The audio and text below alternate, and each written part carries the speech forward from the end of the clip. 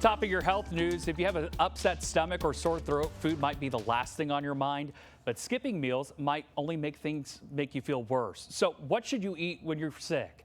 Chef Wagner explains why age-old remedies have expert approval and also breaks down what you should avoid. Deliciousness on wheels with a side of sunshine made for a busy lunch hour in downtown Minneapolis. What did you order today? I got the gyro and fries. I ordered a cheeseburger from Sizzling Wagon. For lunch, I just ordered some tacos. Would you eat that if you were feeling sick?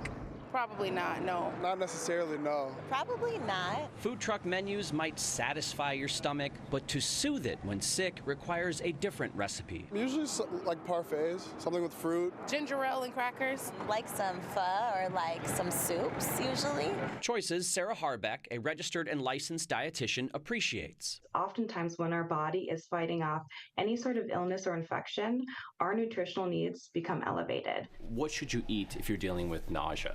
I always like to preface that whenever we're dealing with any sort of GI distress or any sort of illness kind of located in the gut, we want to make sure that we're getting in foods that are not going to exacerbate any of the inflammation that's already going on. Have you heard of the BRAT diet?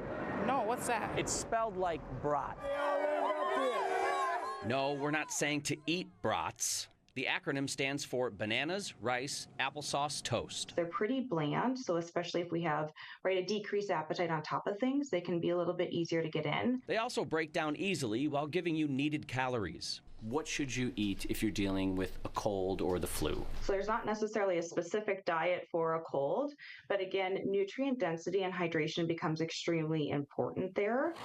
Fruits and vegetables are best, along with plenty of liquids, since dehydration can make symptoms worse. Definitely waters, coconut water, Gatorade. Maybe some soup, like something spicy, just to clear out the mucus in your chest. What is it about soup that is leaned on so much when sick? It's actually hitting that hydration piece kind of right away. And specifically with our broth-based soups, these are really easily digestible as well. Soup also has veggies and proteins filled with necessary nutrients. And I feel like it's good to kind of get away from all that processed food. Speaking of foods to avoid, Harbeck's list includes alcohol, which weakens your immune system.